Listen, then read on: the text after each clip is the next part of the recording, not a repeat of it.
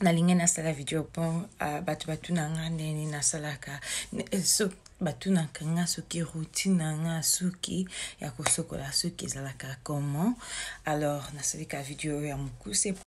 Donc dans le bamingi te na video bota la bomo na routine nanga complet nasalaka une fois par mois. Merci. Nafungola suki nanga toujours nasi ya douche pour éviter suki nanga ekata na mingi. Après on a appliqué shampoing nanga moringa.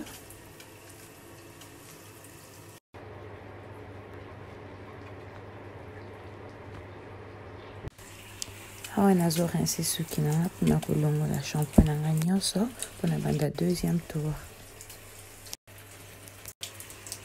Étape mibale eza ko rincer suki nanga na vinaigre ya cidre.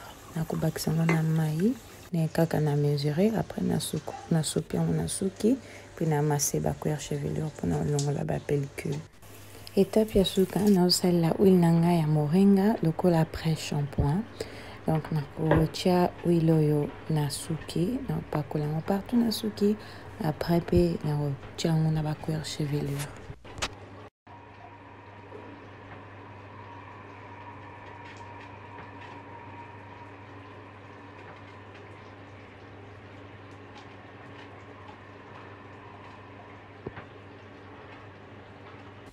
Après na kozonga na sa mai pour na peigner suki nanga.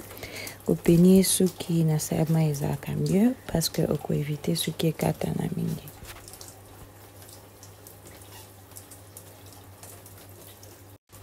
Kaka na sa mai na sa ba tresse nanga ba flat twist. Parce que ba songa suki ekata na facilement donc na ko bakisa lisusu huile nanga avant na kanga na se. Et voilà, na sisi okanga ba flat twist. Alors, pour na ko protéger ba songe nanga na kanga ngo boye, ole ke na tikango ke ezala exposé na kanga ngo boye. Ce qui n'a pas mai, alors on pas coller ba gel nanga. Na banana na gel à Eco Style.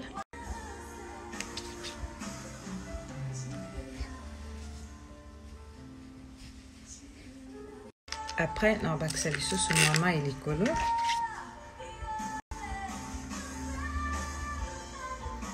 Après, on sait la peigne.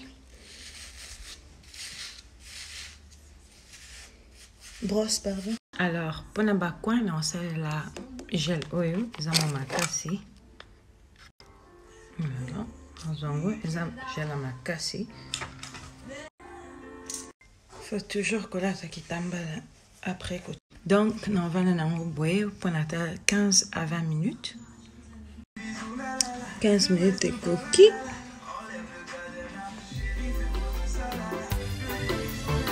Voilà. Anissé Pedro, Modobo, Jean-François Ferré. Obine la mandembo yo.